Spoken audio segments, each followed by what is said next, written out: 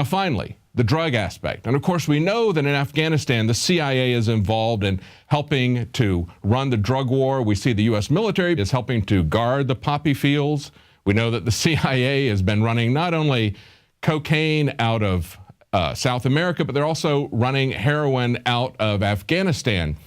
Now we see something else with the FDA. We actually have something called heroin in a capsule. That's what they're referring to Zohydro, a new drug that the FDA wants to see legalized, but that state and federal lawmakers are working very hard to try to get it banned. It's been called a heroin in a capsule by its opponents. It is a very powerful opiate. Now, why would they do this? Well, the FDA says that they want to do this because they have compassion for people who are suffering pain. Now, I agree, we ought to have compassion for people who are suffering pain, and we ought to make pain medication available to them. Yet, look at the difference in the attitude between legalizing a very potent form of opiate to people that they've called essentially a heroin, and look at their opposition to medical marijuana. They oppose medical marijuana, yet they want to push heroin in a capsule.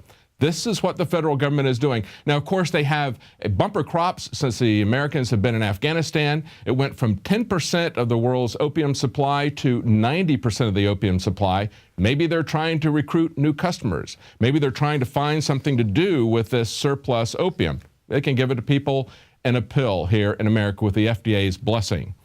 Now, finally, look at this bill out of Florida. We're talking about contradictions in terms, talking about governments doing exactly the opposite of what they say they're going to do. Here we have a Florida bill that's going to allow law licenses for non-citizens. Actually, not just non-citizens, but people who are here illegally.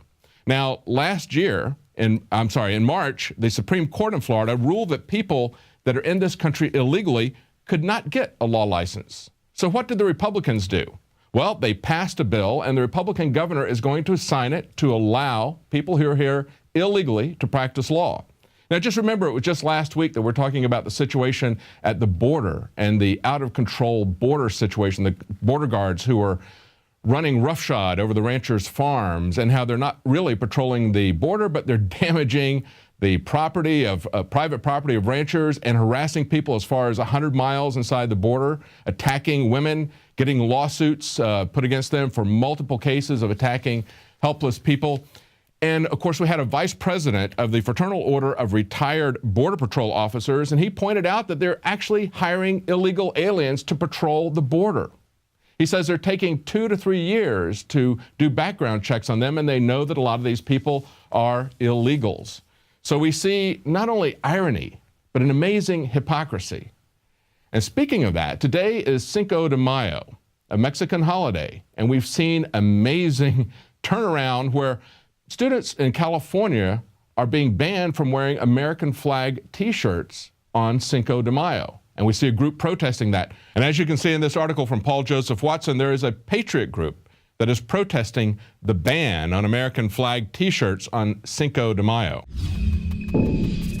From the water table to our soils to the atmosphere itself, our world is becoming more and more toxic each and every day. But it's not just the air outside that's toxic. Indoor air has been shown to have 2 to 5 times higher concentrations of pollutants than even outdoor air. And most Americans spend 90% of their time inside using toxic chemicals within their homes. There are more than 42 million smokers in the United States. Well over 1,000 types of mold and mildew linked to numerous conditions. And don't forget the fact that 6 million Americans live with pets they're allergic to as well. When I began to research these statistics, it was clear to me it was time to start cleansing my lungs in order to combat the toxic environment that we cannot escape, but that we can fight back against. Made with organic and wild cultivated herbs and manufactured in the USA, the new InfoWars Life Lung Cleanse is here in a convenient spray bottle that can be brought with you throughout any toxic environment. Now available exclusively at InfoWarsLife.com or by calling toll-free 888-253-3139.